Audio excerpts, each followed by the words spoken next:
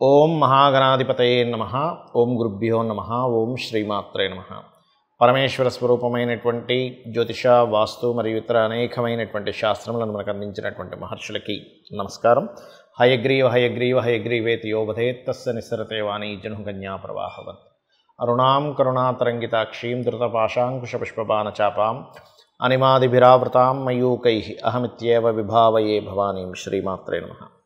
మనం ఈరోజు చెప్పుకోబోయే టాపిక్ ఏమిటంటే 12 లగ్నాల వారు, లగ్నం తెలియని వారు 12 రాసుల వారు ఈ యొక్క పుష్కర సమయంలో, అంటే మే 1వ తేదీ నుంచి 12వ తేదీ వరకు ఉండేటువంటి పుష్కర సమయంలో ఈసారి నర్మదా నదముకు పుష్కరం వస్తుంది. పడమర నుంచి తూర్పుకి ప్రయాణం చేసేటువంటి వాటిని నదులు అంటారు. తూర్పు నుంచి పడమర వైపు ప్రయాణం చేసే దాన్ని నదములు అంటారు. మరి దీనికి ఏమిటి, దీనికి ఉండేటువంటి తేడా వల్ల మనం పరిహారం ఏం చేసుకుంటే ఏ ఫలితం వస్తుంది అంటే, నదములు అంటే తూర్పు నుంచి పడమర వైపు ప్రయాణం చేసే ఈ నర్మదా నదం ఏదైతే ఉందో 1వ తేదీ నుంచి 12వ తేదీ వరకు ఈ సమయంలో పుష్కర స్నానం చేసి అక్కడ ఎటువంటి దానం, ఏ లగ్నం వారు ఎటువంటి దానం ఇస్తే ఎటువంటి ఫలితం వస్తుంది, అదేవిధంగా లగ్నము రాశి కూడా తెలియదు అటువంటి వారు ఏ దానం చేయాలి, ఏ పరిహార మార్గం చేసుకుంటే శని భగవానుడి యొక్క అనుగ్రహం. అందరం చూడండి, శని భగవానుడికి సంబంధించిన విషయంలోనే కొంచెం బాధపడుతూ ఉంటాం కదా, అయ్యో నాకు ఏలినాటి శని నడుస్తుంది, అర్ధాష్టమి శని నడుస్తుంది, శని దశ నడుస్తుందని. ఆ యొక్క ఇబ్బంది అనేటువంటి తగ్గుతుంది, అన్ని విధాలా మీకు బాగుంటుంది. మీరు పుష్కర స్నానంలో నదిలో దిగేటప్పుడు, నదము అని చెప్పాను కదా, దిగేటప్పుడు మీరు ఒక మంత్రము మొట్టమొదటిగా చదువుకోవాలి. అదేమిటి అంటే 3, అంటే అక్కడ ఏదైనా రాయి దొరికితే రాయి కానీ, లేకపోతే మట్టి దొరికితే 3 సార్లు అలా వేసి అందులోపల దీనికి ప్రత్యేకంగా ఒక మంత్రం చెప్పబడింది. ఏమిటది అంటే, పిప్పలాద సముత్పన్నే కృత్యే లోక భయంకరి మృతాకాంతే మయా దత్త ఆహారం ప్రతికల్పయ. కర్కాటక లగ్నము, కర్కాటక రాశి. కర్కాటకం వారి కనుక చూసుకున్నట్లయితే ప్రధానంగా మీకు పుష్కరము దగ్గరికి వెళ్ళినప్పుడు ఏ దానం ఇస్తే మంచిది చూసుకున్నట్లయితే, మీకు పర్టికులర్గా ఉలవలు ఉంటాయి. ఉలవలు, దాన్ని ఇంగ్లీష్లో హార్స్ గ్రామ్ అంటారు, హార్స్ గ్రామ్. అయితే 1 కేజీ ఉలవలు, మల్టీ కలర్ క్లాత్, మరియు మీరు బొబ్బర్లు తెలుపు రంగు వస్త్రము. దీంతోపాటు మరొక విషయం ఏంటంటే, ఈ నువ్వులు, కందులు కూడా, ఈ 4 పదార్థాలు మీరు కనుక దానంగా ఇచ్చినట్లయితే సర్వసాధారణంగానే మీకు ఇప్పుడు నడుస్తున్నటువంటి గోచారంలో అష్టమ శని నడుస్తుంది కర్కాటకం వారికి. కాబట్టి అష్టమ శని ప్రభావం ఒకటి తగ్గుతుంది. ఇందాక నేను మీకు మొదట్లోనే చెప్పాను, పశ్చిమం వైపు ప్రవహించేటువంటి ఈ యొక్క నదం ఏదైతే ఉందో శని సంబంధించిన దోషాలు తొలగిస్తుంది అని. ఈ అష్టమ శని ఉన్నవారు కనుక చేసుకున్నట్లయితే మరింత ఖచ్చితంగా ఫలితాలు జరుగుతాయి. అయితే ఈ నదికి వెళ్ళినప్పుడు, ఇవి చేసుకునేటప్పుడు చిన్న చిన్న ఆటంకాలు కొన్ని జరుగుతూ ఉంటాయి. మీరు ఏం చేయండి అంటే, ఇదంతా కూడా ఇంకో రూపంలో దోషం పోవడమే అని చెప్పి అర్థం చేసుకోండి. అలా చేస్తూ ప్రత్యేకంగా మీరు ఈ కుజశనులు యొక్క కలయిక మారే వరకు కూడా కొంచెం వాహనాల మీద వెళ్ళేటప్పుడు వేగంగా వెళ్ళకండి. రోడ్లు దాటేటప్పుడు కాస్త జాగ్రత్తగా వెళ్ళండి. అగ్రిమెంట్స్ చేసేటప్పుడు ఈ సంవత్సరం అంతా కూడా కాస్త జాగ్రత్తగా చూస్తూ చేయండి. కాకపోతే ఈ కర్కాటకం వారికి చూడండి, సంతానం లేదనుకోండి, ఈ యొక్క నర్మదా నదిలో స్నానం చేయడం ద్వారా ఇప్పుడు గురువు యొక్క అనుగ్రహం కూడా కలుగుతుంది. కాబట్టి గురువు యొక్క బలం పెరుగుతుంది. కాబట్టి మీరు వెళ్ళి అక్కడ స్నానం చేయడం ద్వారా భగవత్ అనుగ్రహంతో, ఆ యొక్క దత్తాత్రేయుడి యొక్క అనుగ్రహంతో ఖచ్చితంగా సంతాన యోగం అనేటువంటిది కలుగుతుంది. మరి చాలామందికి లగ్నం తెలియదు, నక్షత్రము, రాశి ఏమీ తెలియదు. మరి మేమేం దానం చేయాలని చాలామంది అడుగుతూ ఉంటారు.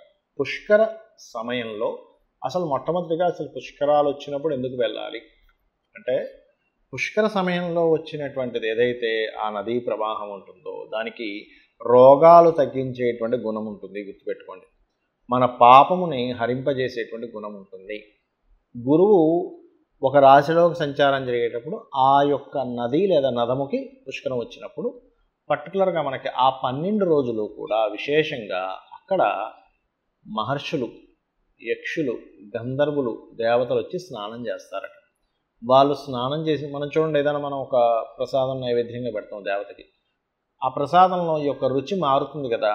ఆ రకంగా వాళ్ళు వచ్చి స్నానం చేసినటువంటి నదిలో మనం వెళ్ళి చేసినప్పుడు ఆ 12 రోజులు మనం పూర్వజన్మలో చేసిన పాప కర్మలు దగ్ధం అవుతాయి, గుర్తుపెట్టుకోండి. సరే, అయితే విషయానికి వస్తే కనుక ఇక్కడ మరి ఈ యొక్క నక్షత్ర రాశి లగ్నాలు తెలియని వారి పరిస్థితి ఏమిటి? ఏ దానం చేయాలి పుష్కరంలో స్నానం చేసిన తర్వాత?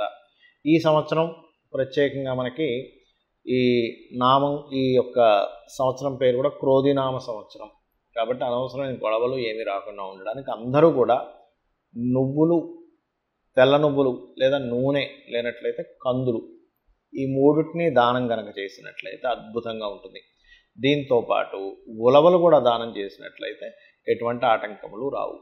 అయితే చాలామంది ఏమండి నేను ఇది ఎక్కడ దానం చేయాలి, ఎవరికి దానం చేయాలని కూడా అడుగుతుంటారు. దానం అనేటువంటిది పురోహితుడికి ఇవ్వాలి అనేటువంటిది తెలియదు చాలామందికి. కాబట్టి మీకు ఆలయంలో, అక్కడ దగ్గరలో ఉండే ఆలయంలో పురోహితుడికి దానంగా ఇవ్వచ్చు. అయితే ఇక్కడ కొన్ని ప్రదేశాల్లో దానం ఇవ్వడానికి పురోహితులు దొరకరు, ఆలయాలు ఉండవు. మరి అలాంటప్పుడు ఎలాగా?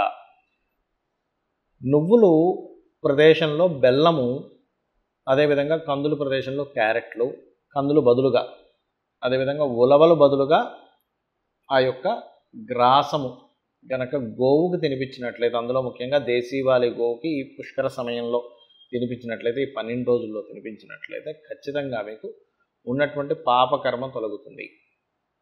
అదేవిధంగా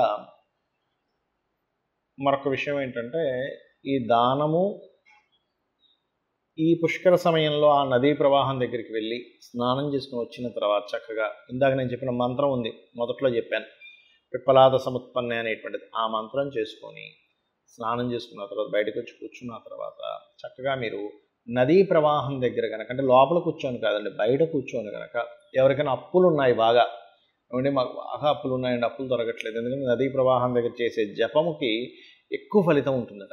ఓం అపర్ణాయై నమః అనే మంత్రం చేయండి. అలా కాదండి, మాకు ధన సంబంధించిన విషయం విపరీతమైన స్ట్రెస్ ఉంది, ఓం నవవిద్రుమ బింబస్త్రీ న్యక్కారి రదనచ్చదాయై నమః అనేటువంటిది చేయండి. లేదా ఓం సంపత్కరీ సమారూఢ సింధుర వ్రజసేవితాయ నమః చేసుకోవచ్చు. కొంతమందికి అనారోగ్యం ఉంటుంది, నదములు గనక వెళ్ళి స్నానం చేసినట్లయితే, ఇప్పుడు నర్మదా నదము కదా, స్నానం చేసినట్లయితే 100% అక్కడ అంటే ఆ యొక్క నదీ ప్రవాహంలో చేసిన స్నానం వల్ల అనారోగ్య సమస్యలు ఖచ్చితంగా తొలగుతాయి. ఎందుకంటే పడమర వైపు ప్రవహించేటువంటిది కాబట్టి ఇది. అలాగే ఇప్పుడు అనారోగ్య సమస్యలతో ఉండేటువంటి వారు ఏ మంత్రం చదువుకోవాలి అక్కడ కూర్చొని అని చెప్పి చూసుకున్నట్లయితే, ఓం సర్వవ్యాధి ప్రశమని సర్వమృత్యు నివారణి అగ్రగణ్య చింత్య రూప కలికల్మషనాశిని అయి నమః చేసుకోవచ్చు. ఎంతసేపు చేయాలి? ఒక అరగంట, గంట, మీ ఇష్టం అండి. అక్కడ కూర్చొని నాకు ఒక 2-3 గంటలు టైం దొరికింది హ్యాపీగా అనుకుంటే చేసుకోవచ్చు.